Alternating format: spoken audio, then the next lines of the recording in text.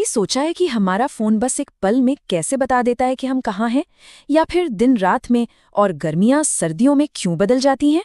देखिए, यह सब एक कमाल के सिस्टम की वजह से होता है, जिससे इंसानों ने सदियों पहले बनाना शुरू किया था। तो चलिए आज इसी कहानी को समझते हैं।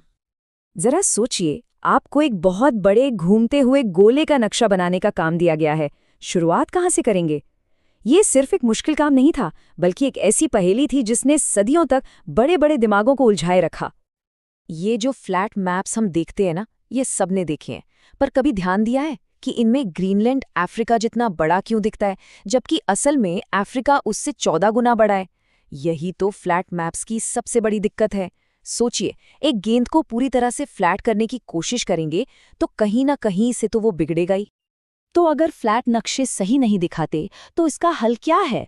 सवाल ये था कि इस गड़बड़ी को ठीक कैसे किया जाए, कैसे पृथ्वी को वैसा देखा जाए जैसी वो असल में है। हमें एक सच्चे मॉडल की जरूरत थी, और इसका जवाब मिला ग्लोब में। ये पृथ्वी का एक छोटा लेकिन बिल्कुल सही मॉडल है। यहाँ ग्रीनलैंड अपने सही साइज में दिखता है और महासागरों के पार की दूरियां भी एकदम सटीक हैं। इसने साइज बिगड़ने वाली प्रॉब्लम तो सॉल्व कर दी। हाँ, ये बात और है कि इसे जेब में लेकर तो नहीं घूम सकते। ठीक है, मॉडल तो बन गया, पर अब इसे ऑर्गेनाइज कैसे करें? एक लट्टू के बारे में सोचिए। वो एक सेंटर पॉइंट पर घूमता है। पृथ्वी का भी एक ऐसा ही काल्पनिक पॉइंट है, उसकी धुरी या एक्सिस। इसे एक ऐसी अदृश्य कील या रॉड समझिए जो नॉर्थ पोल से साउथ पोल तक जाती है, और हमारी पूरी दुनिया उसी के चारों ओर घूमती है। अब इसी एक्सिस के ठीक बीचों बीच एक और लाइन की कल्पना कीजिए, इक्वेटर यानी भूमध्य रेखा। ये पृथ्वी के चारों ओर एक बेल्ट की तरह है। ये दुनिया को 2 बराबर हिस्सों में बांटती है, नॉर्दर्न हेमिस्फीयर और सदर्न हेमिस्फीयर। सोचिए जरा, सिर्फ एक लाइन खींचने से हमें दुनिया को बांटने और समझने का एक तरीका मिल गया। ठीक है, तो हमारे पास एक ग्लोब है और हमने उसे 2 हिस्सों में बांट भी दिया है। लेकिन अगर कोई कहे कि चलो इस पर पेरिस ढूंढो, तो कैसे ढूंढेंगे? कहाँ देखेंगे? मतलब हमें सिर्फ एक मॉडल नहीं, एक प्रॉपर एड्रेस सिस्टम चाहिए था। और इसका जो हल निकाला गया वो वाकई कमाल का था।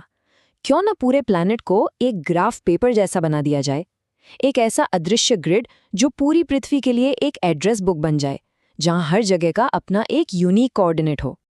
तो ये ग्रिड बना है 2 तरह की लाइनों से। एक सीढ़ी को इमेजिन कीजिए। जैसे सीढ़ी में आड़े डंडे होते हैं ना, वो है लैटिट्यूड यानी अक्षांश, जो हमें बताते हैं कि हम इक्वेटर से कितना उत्तर या दक्षिण में हैं।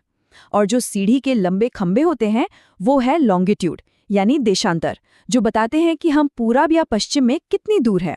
और जहां ये दोनों लाइनें एक दूसरे को काटती हैं, बस वही है किसी भी जगह का एकदम सटीक पता।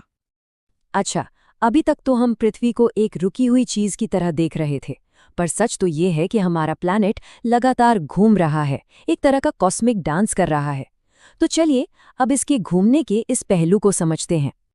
हमारी पृथ्वी एक ही समय पर 2 तरह के डांस कर रही है।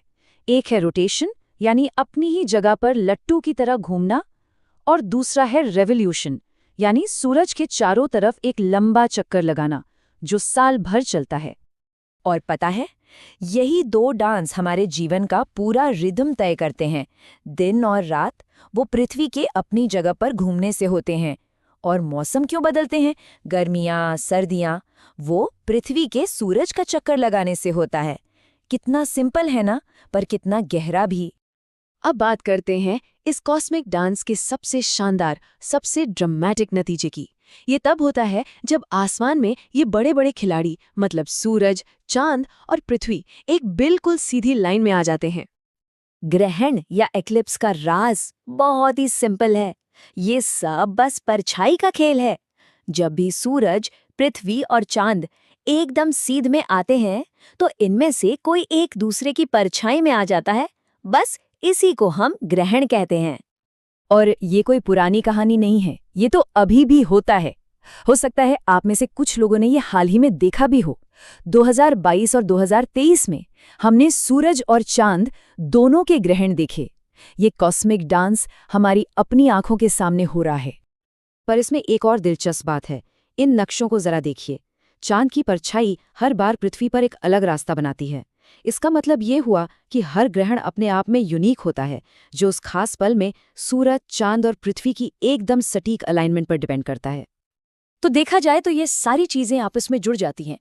उन काल्पनिक लाइनों से लेकर इस कॉस्मिक डांस तक हमने अपने प्लैनेट को समझने के लिए एक बहुत ही खूबसूरत सिस्टम बनाया है।